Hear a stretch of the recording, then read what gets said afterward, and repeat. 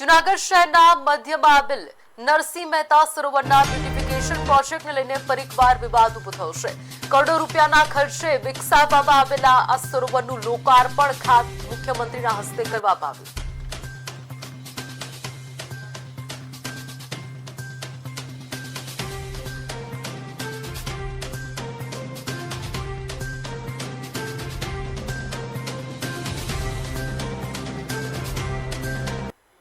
જૂનાગઢ શહેરના મધ્યમાં આવેલા નરસિંહ મહેતા સરોવરના બ્યુટિફિકેશન પ્રોજેક્ટને લઈને ફરીકવાર વિવાદ ઉભો થયો છે।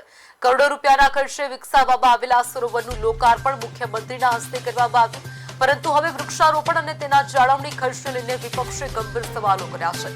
વિપક્ષના નેતા લલિત પરસાણાએ આક્ષેપ કર્યો છે કે સરોવર વિસ્તારમાં વાવવામાં આવેલા નાના વૃક્ષોના છોડની ખરીદીમાં મોટા પાયે અનિયમિતતા અને ભ્રષ્ટાચાર થયો હોઈ શકે છે। તેમના જણાવ્યા મુજબ કેટલાક છોડ ₹700 થી ₹1400 સુધીની કિંમતે ખરીદવામાં આવ્યા હોવાનું દસ્તાવેજમાં દર્શાવવામાં આવ્યું છે। તેમણે વધુમાં જણાવ્યું કે વૃક્ષોના ખાડા તૈયાર કરવા, પાણી આપવાની અને ખાતર સહિતની ઉછેર પ્રક્રિયા પાછળ અંદાજે 76 લાખ જેટલો ખર્ચ દર્શાવવામાં આવ્યો છે। ઉપરાંત આ છોડના 1 વર્ષના મેન્ટેનન્સ માટે પણ અંદાજે 17 લાખનો ખર્ચ કરવામાં આવ્યો હોવાનું સામે આવ્યું છે। વિપક્ષનો આરોપ છે કે શહેરના નાગરિકોના ટેક્સના નાણાંનો બેફામ ખર્ચ કરવામાં આવ્યો છે અને સમગ્ર મામલે પારદર્શક તપાસ થવી જોઈએ।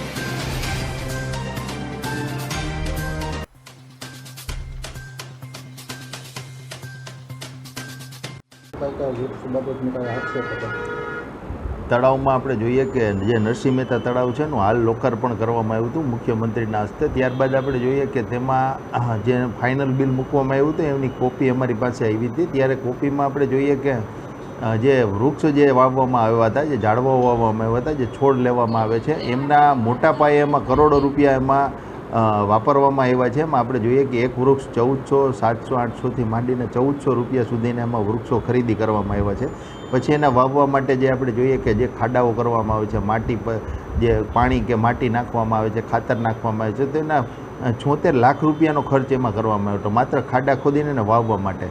ઉપરાંત આપણે જોઈએ કે 17 લાખ રૂપિયા જેવું 1 વર્ષનું એનું મેન્ટેનન્સ કે એને પાણી પાવાનું આ તે આપણે જોઈએ કે માતબર રકમ આમાં 125 કરોડ રૂપિયા જેવી માતબર રકમ વાપરવામાં આવી છે નરસિંહ મહેતા તળાવમાં, અને બ્યુટિફિકેશનના નામે કરોડોનો ભ્રષ્ટાચાર કરવામાં આવ્યો છે। આટલી રકમમાં તો આપણે જોઈએ કે આખા જૂનાગઢમાં વૃક્ષો વાવી શકાય અને ઝાડી પણ એમાં મૂકી શકાય, પણ આ તો માત્ર ખાલી વૃક્ષો છોડ વાવી અને માત્ર એને ખાડા બૂરી અને પાણી પાવાના ₹125 કરોડ રૂપિયા બહુ ખરેખર આંચકાર ઊભા રકમ છે। ખરેખર બ્યુટિફિકેશનના નામે કેવડા બધા પૈસાઓનું આંધણ થઈ રહ્યું છે। મુખ્યમંત્રી શ્રી પણ આની તપાસ કરે, કમિટી બેસાડે કે આટલા બધા કરોડ રૂપિયાનું કેમ આટલું બધું ખર્ચ આમાં થઈ રહ્યો છે।